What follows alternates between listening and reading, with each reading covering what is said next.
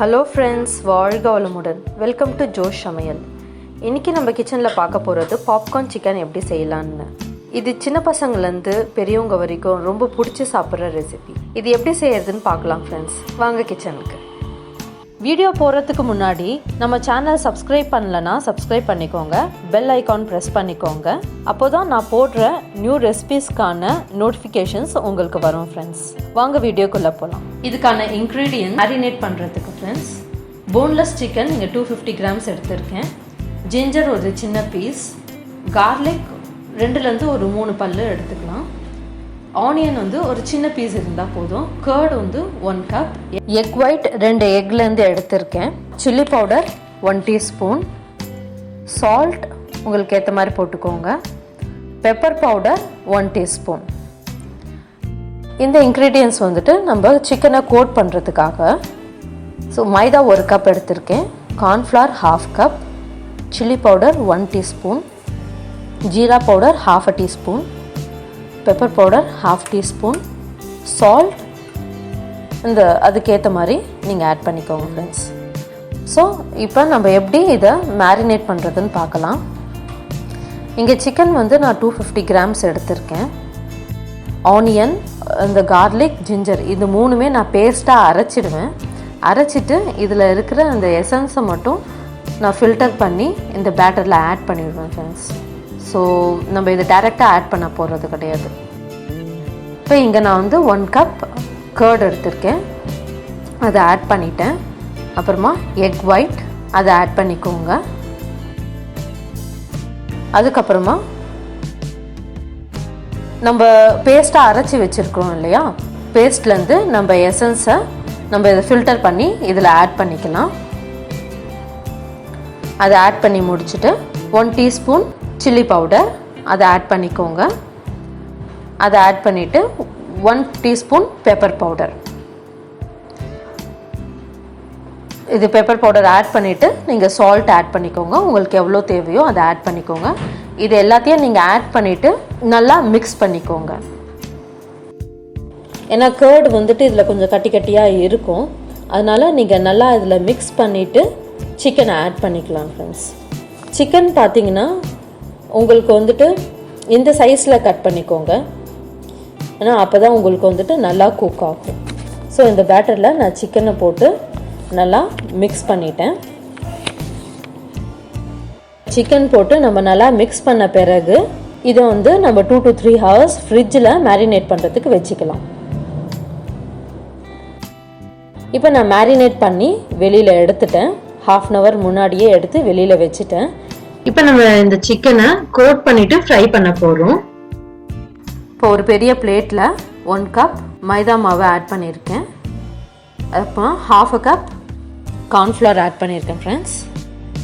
இது 1 teaspoon chilli powder, salt இதுக்கு ஏற்ற மாதிரி நீங்கள் ஆட் பண்ணிக்கோங்க. ஏன்னா ஆல்ரெடி நம்ம பேட்டர்லேயே நம்ம சால்ட் அந்த சிக்கனில் எல்லாமே ஆட் பண்ணியிருக்கோம். ஜீரா பவுடர் 1/2 டீஸ்பூன் ஆட் பண்ணியிருக்கேன். Pepper powder 1/2 teaspoon. ஸோ இந்த இன்க்ரீடியன்ஸ் எல்லாத்தையுமே நம்ம நல்லா மிக்ஸ் பண்ணிக்கலாம். இதை நல்லா மிக்ஸ் பண்ணிக்கோங்க. இதை மிக்ஸ் பண்ணி முடித்த பிறகு நம்ம சிக்கனை கோட் பண்ண போகிறோம். இது சிக்கன் ஒரு பீஸாக எடுத்து நீங்கள் கோட் பண்ணிக்கோங்க ஃப்ரெண்ட்ஸ். ஏன்னா நம்ம மொத்தமாக எடுத்து போட்டோன்னா அந்த மாவு எல்லாமே இதில் அப்படியே ஒட்டிக்கும். ஸோ நம்ம சிக்கனை தனித்தனியாக எடுத்து நம்ம கோட் பண்ண போகிறோம். அதே போல் இந்த சிக்கன் நீங்கள் ஒரு பீஸாக எடுக்கும்போது அந்த பேட்டரில் கொஞ்சம் ஃபில்டர் பண்ணி எடுத்துக்கோங்க. ஏன்னா மொத்தமாக எடுத்து போட்டிங்கன்னா அது கட்டி கட்டியாக வந்துடும். ஸோ ஒரு இதுவும் எடுக்கும்போது கொஞ்சம் ஃபில்டர் பண்ண மாதிரி எடுத்துகிட்டு நீங்கள் கோட் பண்ணிங்கன்னா நல்லாயிருக்கும். இது நான் ஃபஸ்ட்டு கோட்டிங் பண்ணி முடிச்சிட்டேன். அடுத்து செகண்ட் கோட்டிங் பண்ண போகிறேன். இது செகண்ட் கோட்டிங் நீங்கள் இருக்கிற அதே பேட்டர்லேயே நீங்கள் டிப் பண்ணிவிட்டு நீங்கள் கோட் பண்ணிக்கலாம். உங்களுக்கு ஃபஸ்ட்டு கோட்டிங் மட்டும் போதும்னா அது கூட நீங்கள் ஃப்ரை பண்ணிவிட்டு எடுத்துக்கலாம் ஃப்ரெண்ட்ஸ். அதுவே கிறிஸ்பியாக தான் இருக்கும். ஹோட்டல்லலாம் பார்த்தீங்கன்னா உங்களுக்கு டபுள் கோட்டிங் பண்ணுவாங்க. அது இன்னும் நல்லா உங்களுக்கு கிறிஸ்பியாக கிடைக்கும். ஸோ அதனால் டபுள் கோட்டிங் அவங்க பண்ணுவாங்க. நான் இங்கே டபுள் கோட்டிங் தான் பண்ணியிருக்கேன். இது பண்ணிவிட்டு இப்போ இதை நம்ம ஃப்ரை பண்ணி எடுத்துக்கலாம். செகண்ட் கோட்டிங்கை பண்ணி முடிச்சிட்டேன் ஃப்ரெண்ட்ஸ். இப்போ ஆயில் ஹீட் பண்ணிட்டேன். ஆயில் நல்லா ஹீட் ஆகிடுச்சு. இதில் நம்ம சிக்கனை ஒன்று ஒன்றா போட்டு ஃப்ரை பண்ணி எடுத்துக்கலாம். ஒன்று ஒன்றா போடுங்க, அப்போ தான் உங்களுக்கு வந்துட்டு ஒட்டாமல் இருக்கும். இது எல்லாமே நீங்கள் கொஞ்சம் மீடியம் ஃப்ளேம்லேயே வச்சு ஃப்ரை பண்ணுங்கள் ஃப்ரெண்ட்ஸ். அப்போ தான் உங்களுக்கு வந்துட்டு சிக்கன் உள்ளே நல்லா குக் ஆகிருக்கும், மேலே உங்களுக்கு கோல்டன் ப்ரௌனிஷாக வரும். இல்லைனா சிக்கன் உங்களுக்கு குக் ஆகாமல் வெளியில் மட்டும் உங்களுக்கு அந்த ப்ரௌனிஷ் கலர் வந்துட்டு உங்களுக்கு சரியாக இருக்காது, டேஸ்ட் நல்லா கிடைக்காது. ஸோ இது ஒன்று ஒன்றா போட்டுட்டு நல்லா கோல்டன் ஃப்ரை பண்ணி எடுத்துக்கலாம்.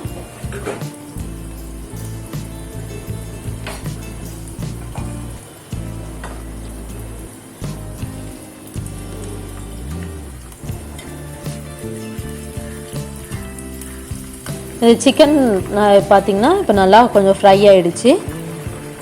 இந்த மாதிரி ஃப்ரை ஆகணும் ஃப்ரெண்ட்ஸ். ஸோ இந்த மாதிரி பதத்தில் வந்த உடனே நீங்கள் எடுத்துடுங்க. இது ஒரு 2 மினிட்ஸ்லேயே உங்களுக்கு இது மாதிரி நல்லா குக் ஆகிடும். கோல்டன் ஃப்ரையாக இருக்கும். இதுதான் இது மாதிரி வந்த உடனே நம்ம எடுத்துடலாம் ஃப்ரெண்ட்ஸ்.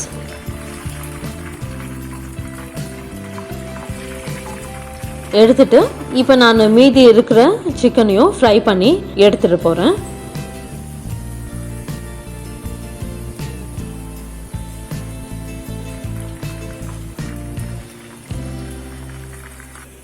இப்போ செகண்ட் பேட்சும் ஃப்ரை பண்ணி எடுத்துட்டேன். இப்போ பாருங்கள் நல்லா கிறிஸ்பியாக இருக்குது. இதை நம்ம வேறு பிளேட்க்கு மாற்றிக்கலாம். நம்மளோட பாப்கார்ன் சிக்கன் ரெடி ஆயிடுச்சு ஃப்ரெண்ட்ஸ். டேஸ்டியான பாப்கார்ன் சிக்கன். இந்த ரெசிபி நீங்கள் வீட்டில் செஞ்சு பாருங்கள். செஞ்சு பார்த்துட்டு எங்களுக்கு கமெண்ட்டில் எப்படி இருக்குன்னு சொல்லுங்கள் ஃப்ரெண்ட்ஸ். தேங்க்ஸ் ஃபார் வாட்சிங்.